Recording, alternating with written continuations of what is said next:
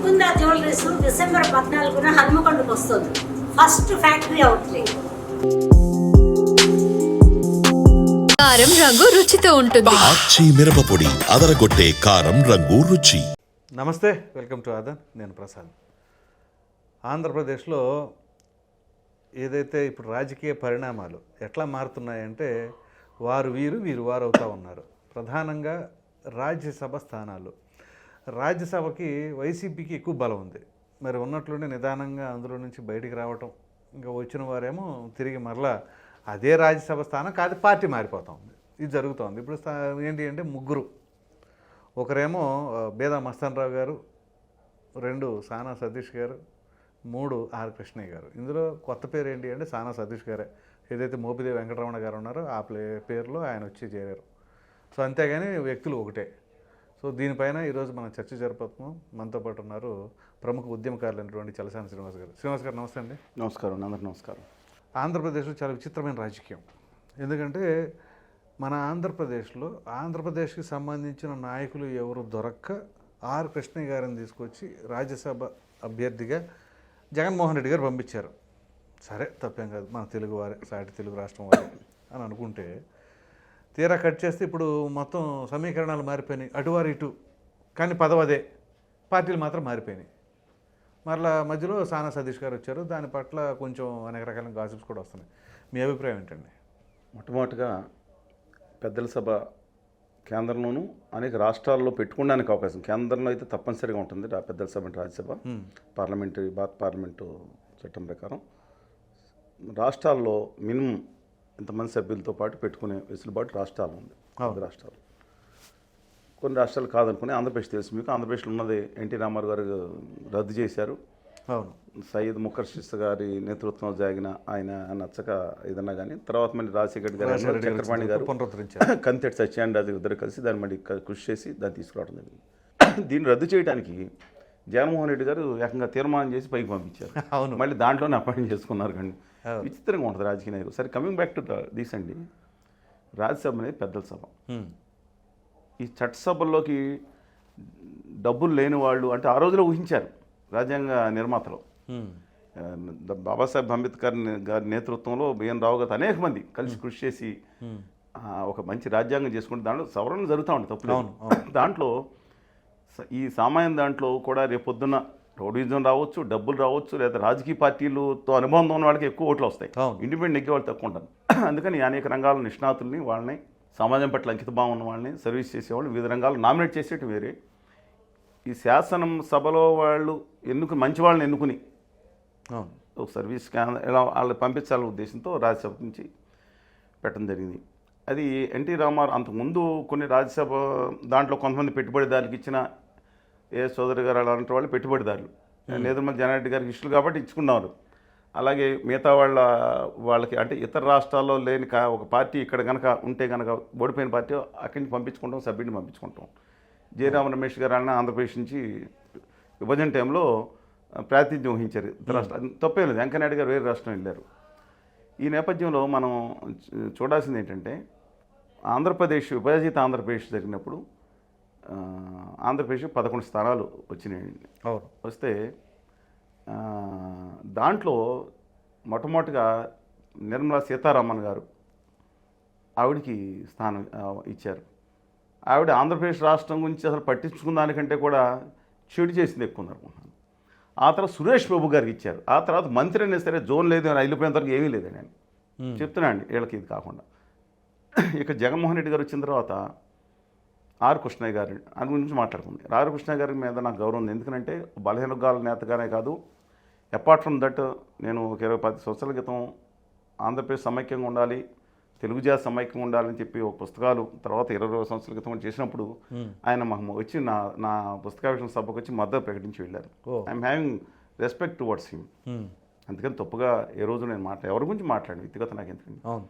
కానీ ఆయన తెలుగుదేశం పార్టీ ఆయన ముఖ్యమంత్రి అభ్యర్థిగా ప్రకటించారు. కేవలం పార్టీ వాళ్ళు నెగ్గారు అత్యధికమైన, ఆయన సొంతగా కొంత ఉండొచ్చండి. ఆ తర్వాత అయిన వెంటనే పార్టీ ఓడిపోగా నాకు పెద్ద సంబంధం లేనట్టు పక్క వెళ్ళిపోయారు. బీఆర్ఎస్ బాగున్నారు, చేరలేదు. తర్వాత కాంగ్రెస్ పార్టీ అనుకోండి. తర్వాత వైఎస్ఆర్ కాంగ్రెస్ పార్టీకి అనుకూలంగా ఆయన జగన్మోహన్ రెడ్డి గారికి అనుకూలంగా ప్రచారం చేయటం కానీ ఏదన్నా కానీ ఆయనకు జగన్మోహన్ రెడ్డి గారు పదవి ఇచ్చినారు. అది ఇంకా టైం ఉండగానే ఆయన వాలంటీర్గా రాజీనామా చేసినారు. చేసిన తర్వాత ఉత్తర భారతీయ జనతా పార్టీ వచ్చింది. ఉత్తర భారతీయ జనతా పార్టీకి ఏంటి అడ్వాంటేజీ? తెలంగాణ రాష్ట్రంలో వాళ్ళకి మందకృష్ణ మాది గారిని హక్కును చేర్చుకున్నారు. రెండోది బీసీలుగా కృష్ణయ్య గారిని కూడా చేర్చుకుంటానికి ఆంధ్రప్రదేశ్ని వాడుకున్నాను. పోనీ కృష్ణయ్య గారికి ఇవ్వటం ఆ రోజు కూడా నేను తప్పట్లేదు, ఎందుకంటే నా తెలుగు బిడ్డ. అది ఒక నిరంజన్ రెడ్డి గారిని జగన్మోహన్ రెడ్డి గారు అడ్వకేటు, ఆయన తెలంగాణ ప్రాంతం చెంది ఆయన కూడా ఇచ్చారు. తెలంగాణ నుంచి ఎవరికి ఆంధ్రప్రదేశ్కి ఇవ్వాలా, ఆయన తప్పే అనుకోను నేను. ఇప్పుడు అక్కడ స్థానికంగా పోటీ చేసి నెగ్గితే వాళ్ళ అభ్యర్థులు. అవును, అది వాళ్ళ ఇష్టం వచ్చినప్పుడు ఆయన ఎక్కడో అభిషేక్ సింగ్ మను గారికి తీసుకొచ్చి తెలంగాణలోంచి పంపించినప్పుడు అవును తెలుగు వాళ్ళకి నాకు ఎలాంటి అభ్యర్థులు, నేను తెలుగు జాతి ఒకటి అనుకుంటాను. కానీ నా బాధ ఏంటి, ఆంధ్రప్రదేశ్కి ప్రత్యేక విభజన హామీల గురించి మేము గణమెత్తుతున్నప్పుడు వీళ్ళిద్దరు గణమెత్తలేదు. కనీసం ఇక పార్లమెంట్ నిలదీయలేదు నిరంజన్ రెడ్డి గారు ఈయన. ఇది తప్ప అంటున్నా నేను. రైట్. ఒక విశాఖ ఉక్కు కర్మాగారం దుర్మార్గం జరుగుతున్నప్పుడు, సింగరేణి కాలనీస్లో దారుణం జరుగుతున్నప్పుడు, 2 తెలుగు రాష్ట్రాలు కుదేలు చేస్తున్నప్పుడు వీళ్ళు ఎందుకని మాట్లాడలేదు? కనీసం వాళ్ళ అభిమానులు వాళ్ళు కూడా అడుగుతారు, అన్న నువ్వు చేసింది సీనాన్ని అడిగేది కరెక్ట్, నువ్వు చేసేది తప్పని. ఇక ఇది కూడా కాకుండా ఇక గుజరాతీ వ్యాపారులను పంపించారు, నత్వానీ గారిని. చాలామంది తెలియదు ఆయన పరిమళం లేదో ఆ తర్వాత సంగతి. ఆయన మొత్తాన్ని పరిమళం అంతా గుజరాతీ వ్యాపారుల కోసం పనిచేస్తున్నారు. ఆంధ్రప్రదేశ్ హక్కుల గురించి మాట్లాడరు. ఇక్కడి నుంచి మన రాష్ట్రాల హక్కుల కోసం పెద్దల సభకు పంపించాల్సిన మనుషుల్ని ఇలాంటి వాళ్ళని పంపిస్తే ఎట్లా నడుస్తుందండి? సరే ఉన్నాళ్ళు ఉన్నారా? ఆ ఉన్న బేద మస్తానరావు గారు వ్యక్తిగతంగా మంచి అయినా అని అంటారు తమ్ముడు, కానీ ఆయన ధనిక ఒక ప్రముఖ సంపన్నుడు, అత్యధిక 1000 కోట్లు ఉన్న మనిషి అని పేరండి. ఆయన మళ్ళీ మీరు చెప్పినట్టు పార్టీ మారినా ఆయన దా ప్లేస్ గ్యారంటీ. డబ్బులు ఉన్నాడు కదా, డబ్బులు ఏదైనా చేస్తుందండి. అందుకని ఇవాళ అదో కండిషన్. తర్వాత ప్రముఖ స్వాతంత్ర సమరయోధులు ఎవరో చెప్పారు మీరు, సానా సతీష్ గారు. స్వాతంత్రం ఏంటి సార్? స్వాతంత్రం ఏంటి? స్వాతంత్ర సమరయోధులుగా పోరాటం చేసిన వాళ్ళే సానా ఎవరున్నారు, వాళ్ళ కుటుంబం నుంచి అనుకున్నాను మొదట. కాదు, ఆయన మీద చాలా సరే అన్ని నా వ్యక్తిగత విమర్శలు నేను చేయను కానండి. ఎలాంటి వాళ్ళకి ఇస్తున్నారో ఆయన బిగ్ పొలిటికల్గా ఈ మిగతా అన్నిటికీ చూసే మీడియేటర్గా చెప్తారండి. ఆలోచించుకోవాలి. ఎన్టీ రామారావు గారు ఉండగా రుమాళ్ళ రామచంద్ర గారు ఒక సామాన్య కుటుంబానికి చెందిన 10 నిమిషాల వ్యక్తి. ఆయన కాకుండా ప్రొఫెసర్ సి లక్ష్మణ తెలుసండి, హైదరాబాద్ అభిషేక్ కూడా ఉండేవారు. మా మిత్రులు మెంటే పద్మనాభం గారు, ఇద్దరం మా ఏజ్ తేడా ఉన్న ఇద్దరం బాగుండేవాళ్ళం. I respect him a lot. ఆయన కూడా చాలా గౌరవం చేశారు. మా భీమవరం జోన్ కార్పొరేషన్ కూడా చేశారు, దివంగతులయ్యారు. నా మిత్రులు యలమంచి శివాజీ గారు రైతు డాక్టర్గా ఉండి డాక్టర్ వృత్తిని వదిలిపెట్టి రైతుల కోసం చేసి ఈ దేశంలో దేవిలాల్ గారితో రైతు రుణమాఫీ మొట్టమొదటి తీసుకురావడానికి ఒక ముఖ్య కారణం డెఫినెట్గా చెప్తానండి శివాజీ గారు. ఇవాళ అలాంటి వాళ్ళందరికీ ఇంకా అనేక మందికి ఎన్టీ రామారావు గారు రూపాయి తీసుకుని ఇచ్చారు. అంటే రాజకీయ అవసరాల కోసం సుజనా చౌదరి గారు ఉన్నారండి. ఆ పార్టీ కోసం ఇప్పుడు నిలబడ్డారు, లేదా ఇంకొక ఆయన నిలబడ్డారంటే డాక్టర్ నారాయణ గారు ఉన్నారు, మన నారాయణ కాలేజీ నారాయణ గారు. ఆర్థికంగా 2004 నుంచి 2014 వరకు ఒకటి చూపించారంటే మనం ఎవరిస్తారో మనం చెప్పలేం కదా. వాళ్ళు నిలబెట్టారు కాబట్టి వాళ్ళు ఒకరికి ఇచ్చుకుంటారు, తర్వాత సంగతి ఏందండి ఇది? ఇవాళ ఏం జరుగుతుంది అసలు? అది పెద్దల సభ అంటే వీళ్ళ డబ్బున్నాళ్ళ సభ, లేకపోతే రాజకీయ అవసరాల కోసం ఉండే సభ? పోనీ అప్పుడు మన వెంకయ్యనాయుడు గారు కర్ణాటక నుంచి రిప్రజెంట్ చేసిన కర్ణాటక సమస్య మీద మాట్లాడారు. వాస్తవం అండి అది. ఇప్పుడు ఎక్కడున్నా మన దాని గురించి మాట్లాడినా ఆ ప్రాంత సమస్యల మీద మాట్లాడాల్సిన అవసరం, కనీసం బాధ్యత ఉందండి మనుషులకి. ఎవరండి ఆ పరిమళ నత్వానీ గారు? ఎవరండి? నిరంజన్ రెడ్డి గారిని కూడా నేను అంటున్నా, కనీసం హక్కుల గురించి మాట్లాడాలి కదా. అవును. ఇప్పుడు మళ్ళీ వీళ్ళు పునరంకితం, మేము మళ్ళీ వెళ్ళారు కదా, మళ్ళీ అభివృద్ధి కోసం పునరంకితం అవుతాం, మళ్ళీ వెళ్ళి పునరంకితం. ఆయన 10వ తారీఖు నామినేషన్, 9వ తారీఖు వచ్చి ఆయన బీజేపీ సభ్యత్వం ఇచ్చారు. వైకాపాకి ఎప్పుడు రాజీనామా చేశారో తెలియదు. రాజకీయంగా శాశ్వత మిత్రులు శాశ్వత శత్రులు ఉండరు. అందుకని ఇవాళ రాజకీయం పచ్చి అవకాశవాదం. సామాన్యులకి లేకపోతే మిగతా వాళ్ళకి, అక్కడ సమాజ సేవ చేసే వాళ్ళకి చోటు అనేది దొరికే పరిస్థితి లేదు. కాంగ్రెస్ పార్టీ అనుకుంటామండి, రాపాక వరప్రసాద్ గారిని కాంగ్రెస్ పార్టీలో కూర్చొని పని చేసేవాడు. ఆయనకి ఏం డబ్బున్న మనిషి కాదు, ఏం కాదు. ఆయనకి రాజ్యసభ ఇచ్చారు, ఆయనకి స్టన్ అయిపోయారు.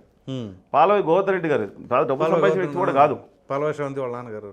మీ నాన్నగారు అంటారు, నాకు వాళ్ళ కుమార్తె గోవర్ధన్ రెడ్డి గారు నాకు తెలుసండి, బాగానే పరిచయం ఉంది. ఆయనకి రూపాయి లేకుండా ఇచ్చారు. ఆయన మంచి పని అనుకున్నాం.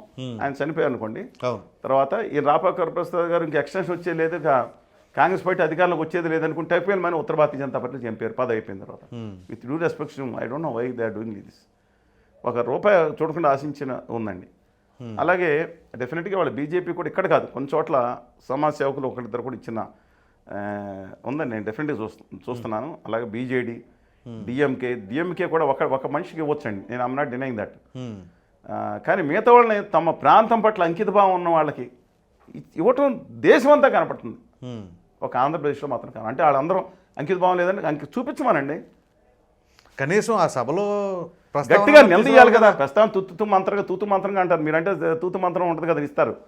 కనీసం హక్కుల కోసం నిలదీయకుండా, స్థాపన స్టాల్ చేసే విషయంలో పాల్గొకుండా, కనీసం ఇప్పుడు వీళ్ళు ఎవరు ఈ సభ్యులు ఎవరో మమ్మల్ని తీసుకెళ్ళలేదండి. మమ్మల్ని తీసుకెళ్ళింది అక్కడ అమౌంట్ ఆంధ్రప్రదేశ్కి ఏదైతే లోటు భర్తీకి ఉందో ఏచూరి గారు అప్పుడు ఉండగా, రాజా గారు, సంతోష్ గారు, విశ్వం గారు, ఇతర రాష్ట్రాల ఎంపీలు మేము ఇన్ని ఫోటోలు చూపిస్తాం మీకు, వామపక్షాల వాళ్ళు, మిగతా వాళ్ళు మమ్మల్ని కేంద్ర మంత్రులు నిర్మలా సీతారామన్ గారి దగ్గర తీసుకెళ్లి గంటల పాటు కూర్చోబెట్టింది వీళ్ళు కాదు, ఈ ఎంపీలు కాదు, రాష్ట్రం నుంచి కాదు, ఓకే, ఇతర రాష్ట్రాల నుంచి తమిళనాడు, కేరళ, బెంగాల్ అక్కడ ఎంపీలు మమ్మల్ని తీసుకెళ్ళి మన రాష్ట్ర హక్కుల కోసం రాయించి డబ్బులు రిలీజ్ చేయించింది కూడా చూపిస్తాను. కనుక ఆయన దగ్గరికి వచ్చింది, ఆయన లివర్ ఆపరేషన్ అయినా వద్దాడు బాబు నేను ఎక్కడే కూర్చోండి, శ్రీనివాస్ కింద కూర్చొని ఆయన లేవడండి, మీరు ఏదో ఒకటి చేయండి అన్నప్పుడు వాళ్ళు అంటే నేను పంపిస్తానండి అని చెప్పి అది క్రెడిట్ ఎవరైనా తీసుకోమని డేట్ చూసుకోమనండి. నీతికి రాష్ట్రం నుంచి వెళ్ళిన వాళ్ళు ఎవరు, అలాగే సెంట్రల్ ఎలక్ట్రిసిటీ రెగ్యులేషన్ కమిషన్కి రికార్డు ప్రకారం నాకన్నా ముందు ఒక మనిషి వెళ్ళాడు ఆంధ్రప్రదేశ్ స్టేట్ నుంచి, ఎంపీ కానీ ఎమ్మెల్యే కానీ అధికారి కానీ కనుక్కోండి, దాంట్లో రైస్ ఉంటుంది. ఎక్కడ ఇవన్నీ మీకు చెప్పలేను.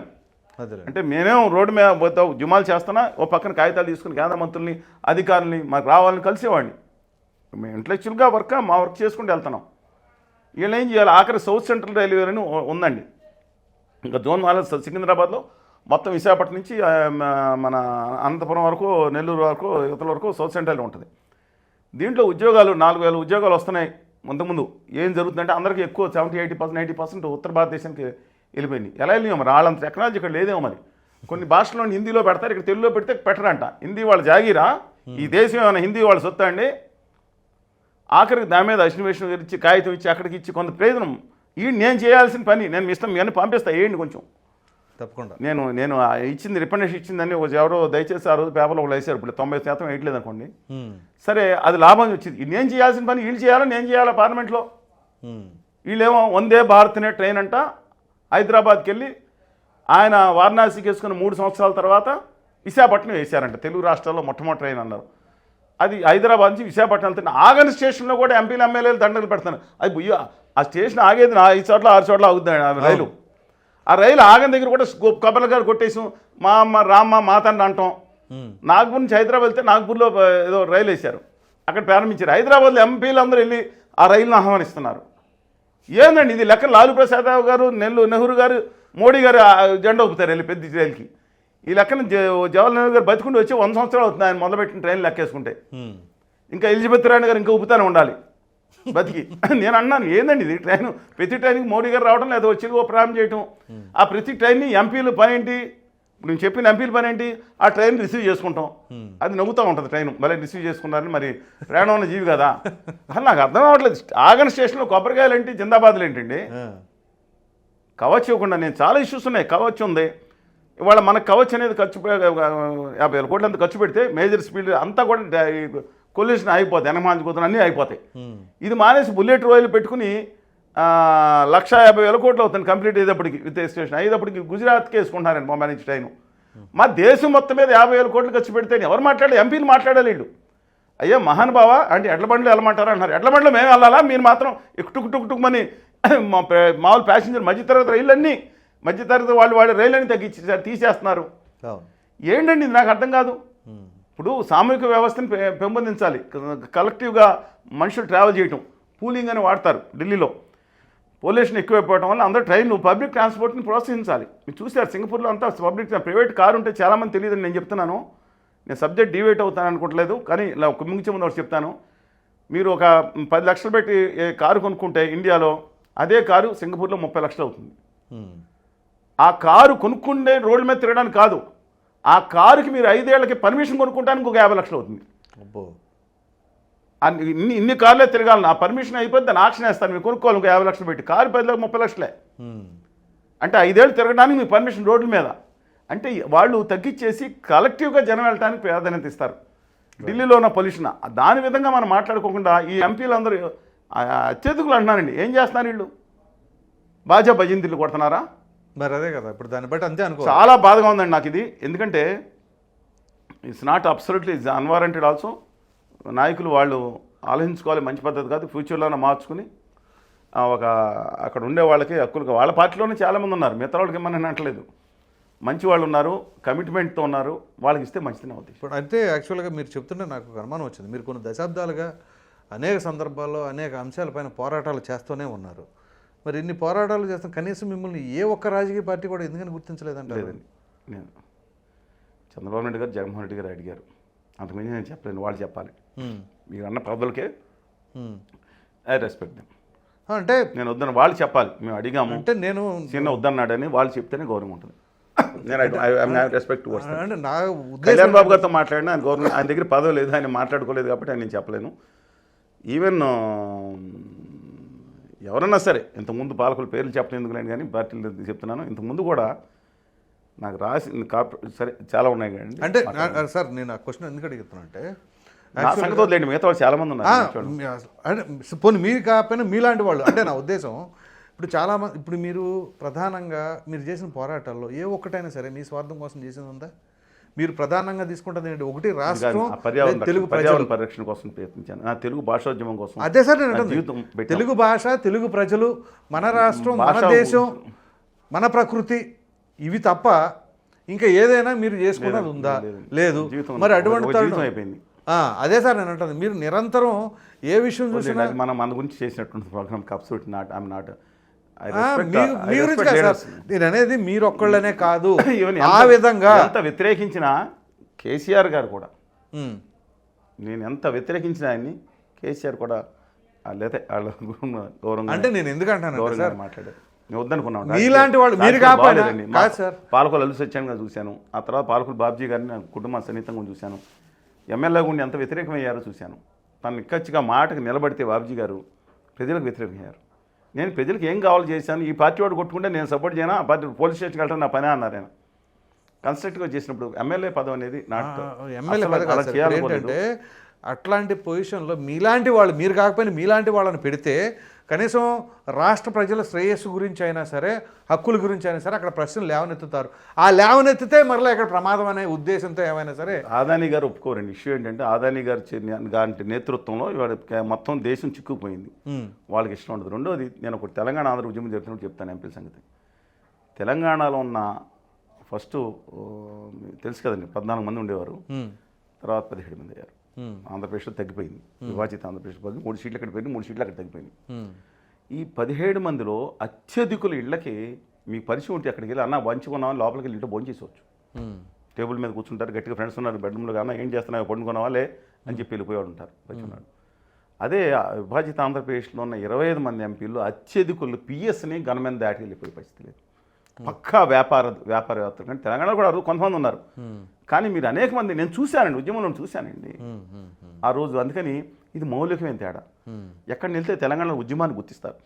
నన్ను వ్యతిరేకించిన చాలామంది ఇవాళ కూడా ముఖ్యమంత్రితో సహా అందరూ కూడా చాలా ఘోరంగా, నేను చెప్తున్నాను కాగితం మీద రాసుకోండి, ఆత్మీయత కానీ ఉద్యమానికి డబ్బు పదవికి కాకుండా ప్రజలకి గౌరవం ఇచ్చే దాంట్లో బై అండ్ లార్జ్ ఆంధ్రప్రదేశ్లో 20% ఉంది, ఇక్కడ 80% రాజకీయ నాయకులు ఉన్నారు. నమ్మండి, పాత రాజకీయ అయినో వాళ్ళ కళ్ళల్లో నేను చూస్తాను, ఆంధ్రప్రదేశ్లో నేతల కళ్ళల్లో కూడా చూస్తాను, పెద్ద పెద్ద నేతల కళ్ళ అందరిని అంటలేదు. అందువల్ల డెఫినెట్గా మౌలికమైన ఊళ్ళలోకి వెళ్ళినప్పుడు మీ ఊళ్ళో కూడా అందరినీ బాబాయ్ అనుకునే అంటారు కదా, కులాలతో నిమిత్తం లేకుండా. తెలంగాణలో అది ఇంకా ఎక్కువ ఉంది. అవునవును, కరెక్ట్. ఎంత ఆత్మీయంగా ఉంటారంటే ఒక్కసారి మనం కాఫీ అందరికి తాగి మనం ఇస్తే కనుక వాళ్ళ లైఫ్ లాంగ్ గుర్తుపెట్టుకుంటారు. కోస్తా రాయలసీమలో కూడా ఉన్నారు, నేను కాదంటలేదు, బయటలా చెప్తున్నా. రాజకీయంగా ఇంకా కలుషితం కాని పరిస్థితి తెలంగాణ ఉంది. ఇప్పుడు అవుతుందేమో తెలియదండి, పొత్తు వల్ల నాకు తెలియదు కానీ, బట్ అన్ఫార్చునేట్లీ డబ్బు ఉన్నాడే అక్కడ గొప్ప, లేదా పదం ఉన్నాడే గొప్ప, లేదంటే అధికారులు కూడా పట్టించుకోలేదు. సార్ చలసాని గారు, యాక్చువల్గా ఈ ఏదైతే రాజ్యసభ ఎంపీలకు సంబంధించిన వ్యవహారంలో ఎక్కువగా వినపడిన పేరు ఏదైనా ఉంది అంటే మెగా బ్రదర్ నాగబాబు గారిది. ఫస్ట్లో టీటీడీ చైర్మన్ అని చెప్పేసి అప్పుడు ఒక స్పెక్యులేషన్ వార్తలు, ఇక దాని తర్వాత ఇంకా రాజ్యసభ పక్క అని చెప్పేసి చాలా వార్తా కథనాలు. మరి అసలు పార్టీ సైడ్ నుంచి ఎక్కడ ఏమి రాలేదు, కానీ మామూలుగా ఎక్కడి నుంచి పుట్టించారో వార్తలు అయితే వచ్చినాయి. సో ఇది దాదాపుగా నిజమేనేమో లేదని చెప్పేసి అనుకున్నారు. తీరా కట్ చేస్తే 3 పేర్లలో నాగబాబు గారి పేరు లేదు. అది అలా ఉంది. ఓకే, మరలా ఇక్కడ లేదంటే మరి అక్కడ ఇమీడియట్గా నాగబాబు గారి పేరు మంత్రివర్గంలో వచ్చేసి చంద్రబాబు నాయుడు గారి లేఖలో అది ఇది కొంత ఆశ్చర్యం వ్యక్తం చేయొచ్చు. నాగబాబు గారు ఆల్రెడీ ట్వీట్లో పదవులో ఒకటి కాదని ఒక ట్వీట్ వేశారు, టెక్స్ట్లు రాశారు. రాసే ముందే 2 రోజుల ముందే ఆయన తెలిసి ఉంటుంది. కానీ నాగబాబు గారు చాలామంది అంటున్నారు నాగబాబు గారికి ఇవ్వడం ఏంటి ఎందుకు ఇవ్వకూడదు? ఆయన రాజకీయంగా విభేదించారు, బీజేపీని ఏదో అన్నారు, తెలుగుదేశాన్ని అన్నారు, వైకాపా అంటే రాజకీయాలు శాశ్వత మిత్రులు శాశ్వత శత్రులు ఉంటారా? ఉంటారు కదా. అంతెందుకు చంద్రబాబు నాయుడు గారు అటు బీజేపీకి మధ్యలో కాదండి అన్ని చేసి. అందువల్ల నాగబాబు గారు ఇప్పుడు ఆయన పనితీరుకి బాగాలేకపోతే మంత్రిగా ఖచ్చితంగా ఎండగడదాం, అవును బాగుంటే అభినందిద్దాం. అసలు ముందు చూడకుండానే ఆయన రాకూడదు. ఆయనకన్నా సత్యహత్యంతులు ఉన్నారా? ఆయన మీద ఉన్నాయండి కేసులు ఉన్నాయా? అవును. ఎంతమంది కేసులు ఉన్నాళ్ళు, మర్డర్ కేసులు ఉన్నాళ్ళు, కేంద్ర ప్రభుత్వాలు రాష్ట్ర ప్రభుత్వాలు ఎంతమంది తిరుగుతున్నారు? ఛార్జ్ షీట్లో ఉన్న వాళ్ళు అసలు ఎంత దారుణంగా ఉందని పరిస్థితి. అందువల్ల ఐ డోంట్ థింక్ విమర్శ సరికాదు, మంత్రి పదవి తీసుకుంటాం. కానీ ఆయన మంచి అభ్యుదయవాది, హేతువాది కూడా. ఇప్పుడు మరి ఎలా మారారు ట్రాన్స్ఫర్మేషన్, ఉత్తర భారతీయ జనతా పార్టీ లేదా ఆకేళ్ల నాగవెంకట శ్రీనివాస్ శర్మ గారు, అదే తిరువిక శ్రీనివాస్ గారు ప్రభావం మన కళ్యాణ్ బాబు గారి మీద ఉన్నట్టు ఈయన మీద ఎంత ఉందో నాకు తెలియదు కానివ్వండి. But inherent what a head is inherently ఒక అభ్యుదయవాది. మంత్రి అవటాన్ని ఆహ్వానిద్దాం. కాకపోతే ఆయనకు అంతా దెబ్బతైందంట ఉత్తర భారతీయ జనతా పార్టీ. ఆయనకు నర్సాపురం సీటు ఆల్రెడీ పోటీ చేసి చాలా మంది తెలియదు, 2 లక్షల ఓట్ల పైన తెచ్చుకున్నారు. అవును, చాలా మందికి ఆంధ్రప్రదేశ్ రాష్ట్రం తెలంగాణ రాష్ట్రం తెలియంది. తర్వాత యాక్చువల్గా మన సీటు కూడా ఆయనకి ఇవ్వాల్సింది. వస్తే ఉత్తర భారతీయ జనతా పార్టీ వచ్చేసింది, మేము నెగ్గామని. సీఎం రమేష్ గారు అక్కడ పోటీ చేసి కాదు, నర్సాపురం సీటు ఉత్తర భారతీయ జనతా పార్టీ మాకు కావాలని బట్టి శ్రీనివాస్ శర్మ గారికి, ఆ రఘురామకృష్ణరాజు గారికి ఇస్తే కష్టం అని చెప్పి ఆయనతో ఎలా తట్టుకుంటాం పార్లమెంట్లో అనుకున్నారో, మరి చంద్రబాబు నాయుడు గారు అనుకున్నారు, ఇంకొకళ్ళు అనుకున్నారో, లేదా ఎవరు అనుకున్నారు. కానీ ఆ సీటు ఆయనకు వద్దు. ఆయన మాత్రం పట్టుబడి కూర్చున్నారు, నాకు ఇది ఇస్తారా ఇంకోటి ఇస్తారా అని కాకినాడ. సరే ఆయన సీటు లేకుండా ఎమ్మెల్యే కింద పంపించారు ఆయన్ని. ఆ సీటు ఇప్పుడు ఆయన కాదని ఈయనకి ఇస్తే మళ్ళీ ఎందుకు వచ్చిన కూడా అనుకున్నారు, వెళ్ళి ఉత్తర భారతీయ జనతా పార్టీ వచ్చింది. దీని తర్వాత అక్కడ అనకాపల్లి ఫెయిర్లీ నెగ్గే సీటు నాగబాబు గారు వెళ్ళి అక్కడ కూడా మాట్లాడుకున్నారు. అవునవును మాట్లాడారు. ఆయనకి ఇవ్వాలి, లేదా బైరా దిలీప్ గారిని ఆయనకి ఇవ్వాలి. బైరా దిలీప్ గారు ఈజ్ ఎ స్టాంచ్ కొంచెం కమిట్మెంట్ ఉన్న వ్యక్తి అండి ఆయన. అవునవును, బైరా దిలీప్ చక్రవర్తి గారు నాకు తెలుసా మీకు తెలియదు, నాకు నేను సరే అలా ఆయనకి ఆల్మోస్ట్ అక్కడ వెళ్ళి పని చేసుకున్నారు. లేకపోతే నాగబాబు ఇస్తే మంచి సంతోషం కదా అని నేను వదిలేసి నాగబాబు ఇచ్చాను. అవును. ఈ టైంలో మళ్ళీ సీఎం రమేష్ గారు ఉత్తర భారతీయ జనతా పార్టీ నుంచి ఎంటర్ అయ్యారు. ఇదేంటే ఉత్తర భారతీయ జనతా పార్టీ నాకు తగులుకుంది అనుకుంటున్నారు ఈయన. అది అయిపోయింది, ఎందుకు మీకు రాజ్యసభ ఇస్తున్నామని అయిపోయింది. మళ్ళీ ఆర్ కృష్ణ ఉత్తర భారతీయ జనతా ఒకటే కోట బయటికి వెళ్ళాలి. ఆర్ కృష్ణ సానా సతీష్ గారు అటు జనసేన కూడా దగ్గరేనంట బాగా. సరే ఆయన డైరెక్ట్ కోటా కాబట్టి తెలుగుదేశం, మరి బీజేపీ కోటా జనసేన కోట ఒకటి ఇవ్వాలి కదా. మరి ఉత్తర భారతీయ జనతా పార్టీ ఆదాని గారు ఏం చెప్తే అది సాగాలి. ఈ దేశంలో రాష్ట్రంలో గజగజగజగా చికెన్ గున్యా డెంగ్యూ వచ్చి వణికిపోతాండి రాష్ట్రాల్లో ముఖ్యమంత్రులు అందరూ కూడా. అందుకని ఆదాని గారి అండ్ పార్టీ ఏది చెప్తే అది సాగేటట్టు అక్కడ ఉత్తర భారతీయ జనతా పార్టీ వచ్చి కూర్చుంది కృష్ణయ్య గారి ప్లేస్లో. కృష్ణయ్య గారు వ్యక్తిగతంగా నేను గౌరవిస్తాను. ఇది maybe right person in wrong party అనుకుంటున్నాను, డెఫినెట్ ఇష్యూ. ఇవాళ అక్కడ కూడా తగిలింది. మరి ఏం చేస్తారు? ఖచ్చితంగా అన్నదమ్ముల అనుబంధం చాలా గట్టిందండి వాళ్ళిద్దరి మధ్యన. ఎస్, చిరంజీవి గారు అన్న కళ్యాణ్ బాబు గారు ఎందుకు వెళ్ళారు, అది భారతీయ జనతా పార్టీ దారుణం ఇవన్నీ మాట్లాడారు 2014 మీకు కారణం వీడియో నాకు తెలుసు. కానీ కళ్యాణ్ బాబు గారు చాలా ఇబ్బంది పడినప్పుడు ఆయన పక్కన నిలబడిన ఆదుకున్న వ్యక్తి ఎవరంటే కళ్యాణ్ బాబు. వ్యక్తిగతాలు పక్కన పెట్టండి. అలాగే ఈయనకి ఎలాంటి ఒడిదుడుకులు వచ్చినా కష్టం ఉన్న సుఖం ఉన్నాను బయలుదేరి వచ్చేసి ఇంకో దాంట్లో అనుకున్న తమ్ముడితో పాటు నిలబడ్డాడు. నేను వ్యక్తిగత అనుబంధం చెప్తున్నా, అన్నదమ్ములు పక్కన పెట్టండి. అందువలన ఆయనకి అన్యాయం జరిగింది. అందుకని డెఫినెట్గా ఇవ్వటం తప్పు ఏంటండి అని నా భావన. ఆయన నేనేం కోరుకుంటున్నానండి ఆయన్ని, మీరన్న విభజన హామీలు ప్రత్యేక హోదా రాష్ట్రానికి రాబోయే దాని మీద దృష్టి పెట్టమని కోరుతాను. రాష్ట్ర మంత్రిగా కూడా మంచి కార్యక్రమాలు చేస్తే అభినందిద్దాం. సార్ చల్సాని గారు, మన ఆంధ్రప్రదేశ్కి సహజ వనరులు ఏంటంటే ప్రధానంగా ఒక వరం లాంటిది కోస్టల్ బెల్ట్, సీ కోస్ట్ 972 కిలోమీటర్ల తీరసముద్ర తీరం. అసలు అంత కోస్టల్ బెల్ట్ ఉండడం అంటే మన ఎంత అదృష్టం, దేశంలో రెండోది ఎంత అదృష్టవంతులు. పోర్ట్లు ఉన్నాయి, ఆ పోర్ట్లన్నీ తీసుకెళ్ళి ఒకడికి అంటగట్టడం ఒకటి. అక్కడ జరుగుతున్న కార్యకలాపాలు ఏంటి అని అంటే ఇటీవల కాకినాడ పోర్టులో డిప్యూటీ సీఎం పవన్ కళ్యాణ్ గారు వెళ్ళి సీజ్ ద షిప్ అంటే ఆ సీజ్ ద షిప్ అనే పదాన్ని పట్టుకొని వ్యంగ్యంగా మాట్లాడటం ఇది చేస్తున్నారు. కానీ అక్కడ లోపల ఉన్న కంటెంట్ ఏంటి, ఏ ఉద్దేశం మీద జరుగుతుంది, అక్కడ జరుగుతున్న కార్యకలాపాలు ఏంటి, రేషన్ కుంభకోణాలు ఏంటి, దాని గురించి ఎక్కడ మాట్లాడట్లేదు. అసలు ఏమంటారు దీని గురించి? ఇప్పుడు సైలెంట్ అయిపోయింది ఏంటండి అంతా. ఏదైతే విద్యుత్ కుంభకోణంలో అదాని గారి పేరు రాగానే అడావిడి జరిగిందో మొత్తం ఆంధ్రప్రదేశ్లో సైలెన్స్ అయిపోయింది. ఒక పత్రిక, ముఖ్యమైన పత్రిక ఒకటి వేస్తూ ఉంది, పక్షాలు మేము మిగతా అంతా నిశ్శబ్దంగా ప్రశాంతత తాండవిస్తుంది. ఏమీ జరగనట్టు ప్రశాంతంగా గోదావరి వరద వచ్చిన తర్వాత ప్రవహించినట్టు, అది ఏమి అమాయకంగా ప్రవహించినట్టు ప్రజలు నడుస్తుంది. ఎందుకనంటారు? బహుశా ఇప్పుడు విశాఖపట్నంలో ఒక అధికారో ఒక ఎమ్మెల్యేనో 5 కోట్ల లంచం తీసుకుని 5 లక్షల కోట్లు ఆదానికి ఇచ్చారనుకోండి. ఈ 5 కోట్ల లంచం తీసుకునే వ్యక్తి చేయాలని రాష్ట్రం అంతా ఉద్యమం చేస్తుందా? ఇప్పుడు జగన్ గారు తీసుకుని ఉంటే జగన్ గారు నేను తీసుకోలేదు కేసు పెడతానంటున్నారు. సరే, ఎవరికి వచ్చిందో వాళ్ళు దాని మీద కాన్సన్ట్రేట్ చేస్తున్నారు. 5 లక్షల కోట్లని దోచేసుకుంటున్నారా? అతనితో ఒప్పందంలో 1,50,000 కోట్లు నష్టం కాదు, 3 లక్షల కోట్ల నష్టం, 4 లక్షల కోట్ల నష్టం ఇస్తున్నారు కదా, రాష్ట్ర ప్రభుత్వాలు ఇస్తున్నాయి కదా. ఇస్తున్నప్పుడు రద్దు చేస్తే 2,000 కోట్లు కట్టాలంట. ఇప్పుడు దాంట్లో అవినీతి జరిగింది చేస్తే అది కూడా కట్టక్కర్లేదు, ఎక్స్ట్రా డిమాండ్ చేయొచ్చు. మరి ఆ పని చేసేవచ్చు కదా. మిగతా పవర్ పాయింట్లన్నీ తీసుకెళ్ళి ఆంధ్రప్రదేశ్ జెన్కో అద్భుతమైన సంస్థ కావచ్చు కదా. మీకు ఏపీ జెన్కో ఉంది కదండి, అందులో ఏపీ విద్యుత్ సంస్థ ఉండేది, తర్వాత జెన్కో ట్రాన్స్గా మారింది. అది ఉత్పత్తి చేస్తుంది, జెన్కో ట్రాన్స్మిషన్ చేస్తుంది, తర్వాత distribution company southern power distribution company. ఇవాళ నాకు ఇబ్బంది ఏంటంటే అసలు అద్భుతంగా దేశంలోనే దశాబ్దాల పాటు అవార్డు వచ్చింది ఏపీ విద్యుత్ సంస్థకి. అలాగే వీటీపీఎస్ అయితే 98% పిఎల్ఎఫ్ అంటే నేను plant load factor 98%, capacity 1000 megawatt 985 మెగావాట్లు ప్రొడ్యూస్ చేసేది. అది దశాబ్దాల పాటు అవార్డులు వచ్చింది. ట్రాన్స్మిషన్ తగ్గించింది. ఉమ్మడి ఆంధ్రప్రదేశ్ నెంబర్ 1గా ఉంది ఈ దేశంలోనే. ఎన్ని అవార్డులు అండి ఏపీ జనకు. దాన్ని పక్కన పెట్టేస్తే అన్యాయం అండి. 100,000 ఎకరాలు వాళ్ళు ప్రైవేట్ వాళ్ళకి ఇచ్చేసుకుని ఆడు ఎగ్గొడతాడేమో. ఇప్పుడు రాష్ట్ర ప్రభుత్వం ఎగ్గొడుతుంది కదా డబ్బులు, బ్యాంకులు రాష్ట్ర ప్రభుత్వ కార్పొరేషన్ ఇస్తాయి కదా. ₹2 ఆడే లాభం తీసుకొచ్చి వేలాది కోట్ల లాభం పొందే ఆదాని గారు వాళ్ళ బామర్తో వాళ్ళ మొత్తాతో వాళ్ళ చుట్టమో ఎవడు లాభం పొందే బదులు మన ఏపీ జెన్కోకో ఈ తెలంగాణ జెన్కోకి ఇస్తే పంపుడు స్టోరేజ్ ప్రాజెక్టులు మంచిది కదా. ఆ నీళ్ళనన్నీ వాళ్ళ దగ్గర పెట్టి వాళ్ళు ప్రాజెక్ట్ కడతారు, తెగిపోతే ఎవరి బాధ్యత? నష్టపరిహారం భోపాల్లాగా ఇచ్చుకుని పోతారు వీళ్ళు. ఆ సైలెంట్ అయిపోయారండి. మీరు అన్న సబ్జెక్ట్కి ముందు జరిగింది ఇది. తర్వాత ఎందుకంటే మెయిన్ ఏంటంటే శివలింగమే తేలు అనుకుంటారు వీళ్ళు. శివలింగం ఏమో ఆదాని గారు అంటే కంపెనీ.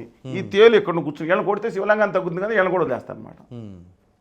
వీళ్ళ ఉద్దేశం. అవతల ఉద్దేశం ఏంటి? దమ్ముంటే క్యాన్ చేయమంటున్నారు జగన్ గారు. నేను లక్ష కోట్లు లాభం చేశా, నాకు శాలువా కప్పాల్సింది పోయి నువ్వు ఇలా చేస్తావని ఆ దమ్ముని తొడగొడుతున్నారు.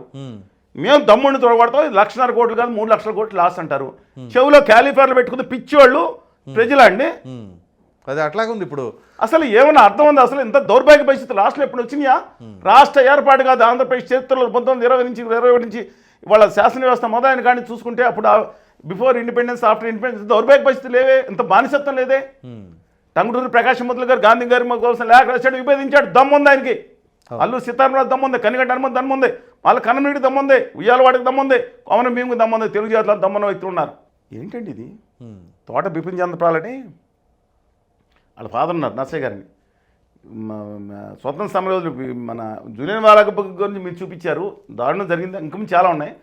అక్కడ జాతీయ జెండా పోలీసులు కొడతారు, రక్తం ఓడుతున్న శ్రోతప్పేంతవరకు పట్టుకుంది దాని దగ్గర. పాల్గొడితే మేము కొన్నాళ్ళు ఆంధ్ర గురించి పనిచేసిన వాళ్ళ ఫాదర్ ఈయన. అలాంటి వాళ్ళు లేరే వాళ్ళ.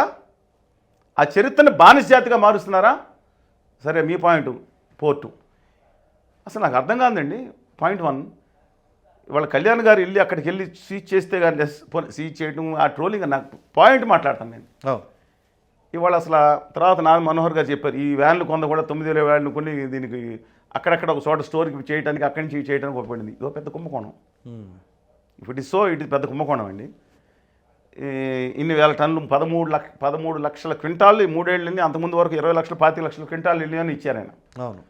దీంట్లో అందరూ ఒకళ్ళేమో తెలుగుదేశం నాయకుడిని తోడ్పడుతున్నారు, ఒకళ్ళేమో అక్కడ లోకల్గా ఉన్న మాజీ ఎమ్మెల్యే గారిని తోడ్పడుతున్నారు. అసలు దీనికి Andhra Pradesh rice exports agency association president ఎవరంటే వినోద్ కుమార్ అగర్వాల్ గారిని మార్వారి బిడ్డ. ఆయన ఆంధ్రప్రదేశ్ ముద్దు బిడ్డగా వాళ్ళు పరిగణిస్తున్నారు చాలామంది. ఆయన్ని మా ఎంపీలందరూ తీసుకెళ్ళి నిర్మలా సీతారామన్ గారి దగ్గర రాష్ట్రం అంతా తిప్పారు. ఆయన కాగితాలు ఇచ్చిన ఫోటోలు ఉన్నాయి, మీరు వేయండి. ఓకే. మరి మమ్మల్ని ఎప్పుడు ఆంధ్రప్రదేశ్ హక్కుల గురించి మమ్మల్ని తీసుకెళ్ళి అక్కడ మేలగలుగుతాం కానండి. వీళ్ళు మరి కనపడలే నాకు. నాకంత వినోద్ కుమార్ గారి మీద కనీసం దృష్టి పెట్టాలంటే ప్రపంచం ఆదాని గారు ఒప్పుకోరు కదా, అంత గుమ్మ వ్యాపారుల టైప్ కదా అందరూ. నాకు అసలు అర్థమే అవ్వట్లేదండి ఇది. అసలు ఏం జరుగుతుంది ఇప్పుడు? అయిపోయిందా? వాళ్ళు అంటారు గుమ్మ వ్యాపారులు మేము సెటిల్ చేసేసుకున్నాం, కావాలంటే చిన్న చర్యలు తీసుకుని అరెస్ట్ చేసుకుని చిన్న చర్యలు తీసుకోండి. ఏం జరుగుతుంది? నేను అందుకని ఇప్పుడు మన చర్చలన్నిటికీ రోజు టీఆర్పీ రేటింగ్ కోసం కాదు కదా అన్ని సమస్యలు నేను పరిష్కారానికి చర్చను మీరు నాతో చర్చ చేసినప్పుడు చాలాసార్లు పరిష్కారం గురించి మాట్లాడదాం. ఏం చేయాలండి అంటే డీబీటీ పెట్టేద్దాం, ఈ 40 రూపాయలు పెట్టి బియ్యం కొని 10 రూపాయలకి అలా అమ్ముకోవడం ఎందుకు, డైరెక్ట్గా మనుషులకు డబ్బులు ఇచ్చేస్తాను. దయచేసి ఇది బాగా ట్రోల్ అయిపోతుంది, దయచేసి గమనించండి. ఇలాగే ఒక 20,000 ఆవులు కొంటేస్తే తిరుపతి దేవస్థానానికి నెయ్యి వచ్చేద్దన్నారు. నెయ్యి 20,000 ఆవులకి మోసే కెపాసిటీ ఉందని ఇక మనకి గోశాల ఆల్రెడీ ఉంది. దానికి ఆ దేవాలయానికి కావాల్సిన వరకు వాళ్ళు సొంత గోశాల చేసుకుంటారు. మొత్తం కావాల్సిన నెయ్యిలకి అన్ని వేల ఆవులు మెయింటైన్ చేస్తే ఇదేనా మెయింటైన్ చేయడం కాదు కదా, తెలియకుండా రాసేస్తూ ఉంటారు, కొంత ఫార్వర్డ్ చేస్తుంటారు. రైతులు ఏమైపోతారు? ఉన్నట్టు రైతులు పంటను మనం మార్చలేం. పెద్ద రకాల సన్న రకాలకి వాళ్ళు ఎన్ని లక్షల టన్నులు ఏమైపోతుందండి?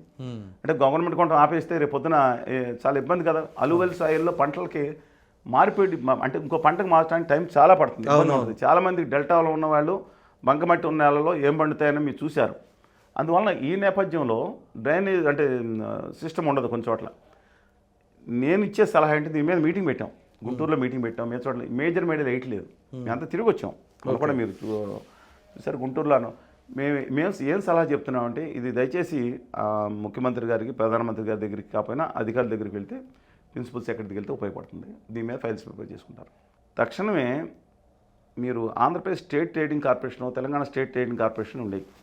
అప్పుడు ఈ స్టేట్ ట్రేడింగ్ కార్పొరేషన్స్ అనేది లేపాక్షి నోట్ పుస్తకాలని మీకు తెలుసు, కానీ దేశం నుంచి ఎక్స్పోర్టు ఇంపోర్టు చేసుకోవడానికి సెంట్రల్ గవర్నమెంట్ ఎలాగ ఎస్టీసీ ఉందో స్టేట్ ఎస్టీసీ ఫార్మ్ అయినాయి. ఆంధ్రప్రదేశ్ స్టేట్ ట్రేడింగ్ కార్పొరేషన్ అని మీకు బిల్డింగు నిజాం షుగర్స్ దాంట్లో పబ్లిక్ గార్డెన్స్ ఒకప్పుడు ఉండేది, తర్వాత అక్కడి నుంచి డివిజన్స్ మార్చారు. మిగతా చోట్ల ఆంధ్రప్రదేశ్లో అన్ని 23 జిల్లాల్లో డిపోలు ఉండేవి.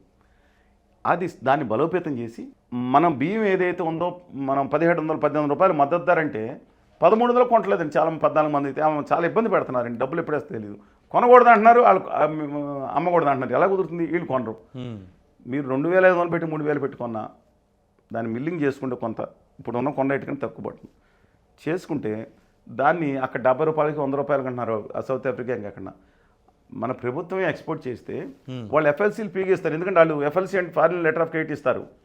అంటే రాష్ట్ర ప్రభుత్వానికి గ్యారంటీ కదా, వ్యక్తి మీరు తీసేసుకుని మీరు పారిపోవచ్చు దొంగ సరికేసి. రాష్ట్ర ప్రభుత్వంలో చేయదు కదా, అంతేగా. అందుకని మీరు ఇంకా లక్షల టన్నులు ఇవాళ 1,40,00,000 ఎక్స్పోర్ట్ అయింది ఇండియా నుంచి ఎక్స్పోర్ట్.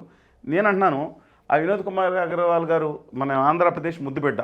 మంచు మోహన్ రావు గారు ఇంట్లో కూడా సెటిల్ చేయాల్సింది వినయ్ మహేశ్వరి గారు మారవాడి గారు ముద్దుబిడ్డ అంటే ఆయన. అవి ఎక్కడికి వెళ్ళినా వాళ్ళు వదలట్లేదు. వాళ్ళ గురించి తర్వాత మాట్లాడుకుందాం మనం. ఆయన తప్పు అంటలేదండి ఈ గొడవలో. ఈయన ఇండియా మొత్తం మీద ద లార్జెస్ట్ ఎక్స్పోర్ట్ సర్లాక్ ఫుడ్ అని ఉంటుంది, దాన్ని కొట్టండి నెట్లో, largest exporter of non basmati rice in India అని పెట్టుకున్నారు ఆయన. మన ఆంధ్రప్రదేశ్ సౌజన్యం. నేను వీళ్ళు ఆంధ్రప్రదేశ్ ప్రభుత్వం, నేను అందరికీ విజ్ఞప్తి చేస్తున్నాను, ప్రజలారా ఆలోచించండి. మీరు మనమే డిస్కషన్ వాళ్ళని తిడతాం వీళ్ళని తిడతాం ఇది కాదు, అది కాదు కదా. ఒక సజెషన్ చేయాలి, మీ ద్వారా ఇది పంపించండి ఆ శాఖ మంత్రి గారి వాళ్ళకి. దయచేసి మీరు ఎస్టీసీని బలోపేతం చేసి దానికి ఇన్ఫ్యూజ్ చేసి వాళ్ళకి ఏదైతే ఉందో మనుషులను పంపించి ఇది ప్రతిభావంతంగా నడపాలి. రాజకీయ నాయకులు పునరావాస కేంద్రం కాకుండా ఎల్ఎన్టీ కంపెనీ ఉన్నట్టు మంచి అధికారులు వేయండి. మంచి అద్భుతమైన అధికారులు ఉన్నారు, తక్కువలో మీరు పాడు చేసిన అధికారులు 100 మంది ఉంటారు, కానీ ఐఏఎస్లు మిగతా అధికారులు ఎగురుపోయిన సర్వీసులు బ్రహ్మాండ అధికారులు ఉన్నారు, తక్కువ లేదు. రాజకీయ నాయకులు వాళ్ళు చాలా మంది పాడైపోతాను చూస్తున్నారు, వీళ్ళు పాడు చేద్దామని చూస్తున్నారు. వాళ్ళని వేసి అద్భుతంగా నడిపించండి, బ్రహ్మాండం జరుగుతుంది. ఓ పక్కన రైతుకు లాభం జరుగుతుంది, ఓ పక్కన రాష్ట్రానికి కావాల్సిన 10,000 కోట్లు 20,000 కోట్లు ఇప్పుడు అన్నారు కదా, 30,000 కోట్లు 50,000 కోట్లు సంపాదించుకున్నారు వీళ్ళని. అదేదో రాష్ట్రానికి మిగులుతుంది స్వామి. నేను చెప్తున్నాను, అంత కాకపోయినా 20-30,000 కోట్లు రాష్ట్రం కష్టాల్లో ఉంది. ఇప్పుడు 50,000 70,000 కోట్లు అప్పు తీసుకొచ్చి 6 నెలల్లో ఎవరు చెప్తున్నారు. ఆ విధంగా ఆలోచించామని చెప్పి విత్ డ్యూ రెస్పెక్ట్. ఎందుకంటే రాష్ట్ర భారం మోసేది మాత్రం ప్రజలే కదా, ప్రజలు భావిస్తున్నారు. ఆ ఆర్థిక మంత్రి ఎటా తట్టుకుంటున్నాడో నాకు తెలియదండి నిజంగా. వచ్చి రాగానే 7,000 రూపాయలు ఇచ్చేసామన్నారు చంద్రబాబు గారు. 4,000 ఇప్పుడు ఏళ్ళ పెంచింది ఇస్తారు. జగన్మోహన్ రెడ్డి గారి హయాంలో కూడా 1,000 రూపాయల చొప్పున పెంచి ఇవ్వాలంటే ఎలా మోస్తున్నారో తెలియదు, కానీ చాలా కేర్ఫుల్గా వెళ్ళాల్సిన సందర్భంలో ఇలాంటి సలహాలు సూచనలు తీసుకుంటే ఉపయోగం ఉంటుందేమో అని చెప్పి నా భావన. రైట్ సార్, ధన్యవాదాలు. నమస్కారం.